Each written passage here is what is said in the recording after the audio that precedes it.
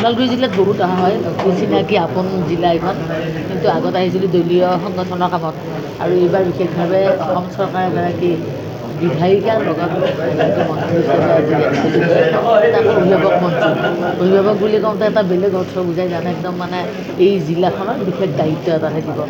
আৰু অকল মানে মোৰ জানে আপোনালোকৰ দুটা বিভাগ আছে, মেইন মানৱ আৰু লগতে পশুপালন আৰু চিকিৎসা, এই দুটা বিভাগ।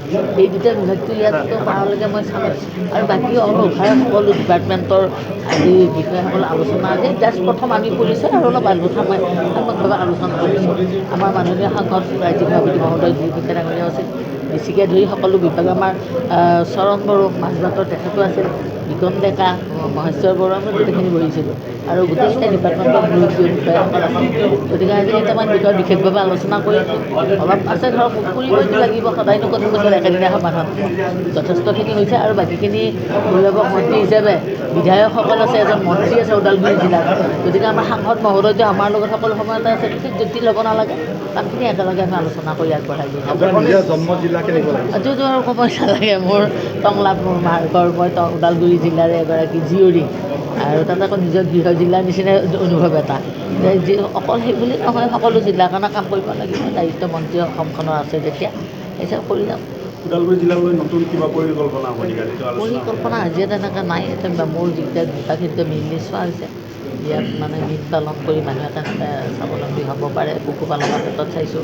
ৰাস্তা ঘাটত এটা আকৌ বানপানীৰ সময়, এই বানপানীৰ সময়ত যাতে মানুহখিনি হঠাৎ পানী আহিলে যাতে কষ্ট নহয়, ক'ৰবাত যদি ত্ৰুটি আছে, হঠাৎ বানপানী হ'লে যাতে কাৰো ক্ষতি নহয়, তেনেকুৱা দিশবিলাক চাব দিয়া হৈছে।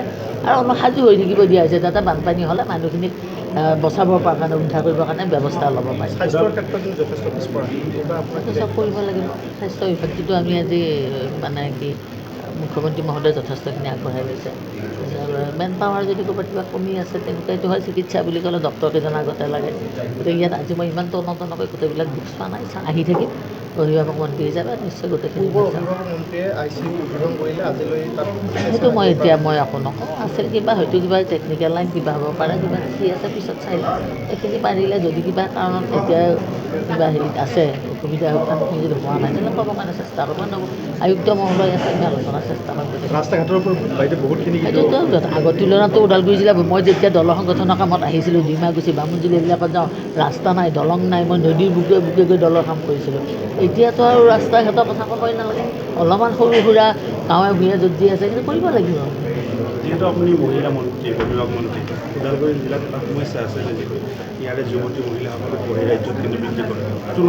মই চাওঁ এইটো বস্তু আচলতে আমাৰ মানুহবিলাক সজাগ সচেতন হ'ব লাগিব, ক'ত কি ঘটি আছে। আজি যদি চাওঁ এটা গাঁও, মানে ইয়াত গাঁও প্ৰধান আছে নে মই নাজানো, কিন্তু গাঁও প্ৰধান বা MCL আছে, মানে মানুহবিলাকৰ আচলতে কি জানানে, আমাৰ এইবিলাকেই ভুল।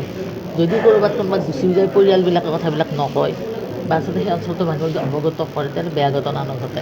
কিন্তু আচলতে তেনেকুৱা ধৰণৰ নিজেই যদি সাৱধান নহয়, মানে অৰ্থনৈতিকভাৱে কিছুমান দুৰ্বল মানুহৰ ক্ষেত্ৰতো এনেকুৱা ধৰণৰ ঘটনাবিলাক ঘটা দেখোঁ। কিন্তু সেই ক্ষেত্ৰত যথেষ্টখিনি ইতিমধ্যে কাম কৰা হৈছে, হ'ব। কিন্তু প্ৰথম কথা হ'ল কি, ভাল বেয়াটো বিবেচনা কৰি মানুহে কিন্তু সাৱধানে কাম কৰিব লাগিব।